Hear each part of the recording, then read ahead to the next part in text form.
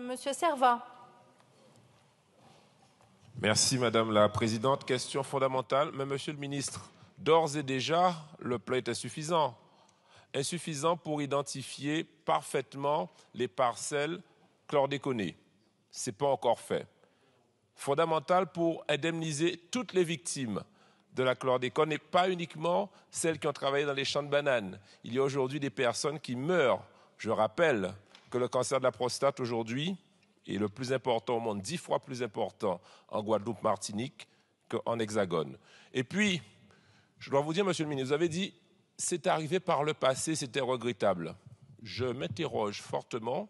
En Guadeloupe aujourd'hui, barrage de Moreau, 1 million de mètres cubes de basse terre libérés pour des terres agricoles indemnes en grande terre. Aujourd'hui, nous n'avons pas de réponse claire, mais de grosses inquiétudes, et j'aimerais que vous puissiez nous éclairer sur cela. Est-ce que l'eau, 1 million de mètres cubes libérés à Moreau, en basse terre, sur des terres chlordéconées, sont allés en grande terre, sans filtre à charbon, avec de la chlordécone, pour polluer des terres qui étaient indemnes? Tout à l'heure, un député parlait des cancers de la prostate. Oui, et les prises en charge seront là. Et tous les cas qui ont été décelés sont pris en charge à 100%.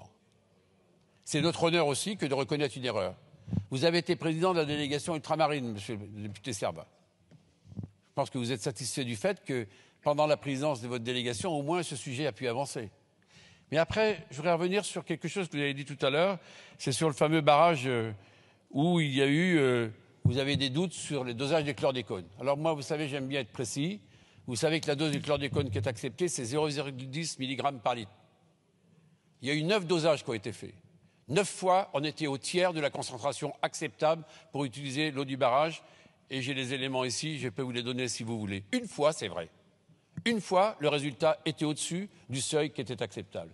Suite à ce résultat, et vous le savez très bien parce que vous connaissez parfaitement vos dossiers, il y a eu 15 dosages successifs qui ont été faits et c'est la région, le département et l'État qui ont accepté qu'on puisse réirriguer les terres agricoles avec l'eau de ce barrage. Et j'ai les éléments ici encore. Vous dire que là, je serai d'une vigilance totale et vous avez bien fait de m'alerter sur ce barrage-là, rassurez-vous. De la même façon qu'à Mayotte, j'ai demandé que les analyses d'eau partent aux mairies, ce qui n'était pas le cas auparavant. Sur les analyses d'eau, on n'a pas le droit de mentir à la population. La meilleure interface, le tiers de confiance, c'est le maire. Et bien donc, sur ces résultats, en particulier, on le fera. Enfin, rappelez-le, et c'est vrai, que l'ensemble pour les terres, que pour les dosages sanguins, pour les dosages d'eau, il y a des normes limites de chlordécone. Toute concentration supérieure interdira immédiatement la consommation de tout produit à base de chlordécone et de l'eau en particulier. Vous avez rappelé ma vigilance, elle est totale, mais elle sera encore plus vigilante, rassurez-vous. Et merci à tous de ce beau débat. Merci beaucoup, Monsieur le Ministre.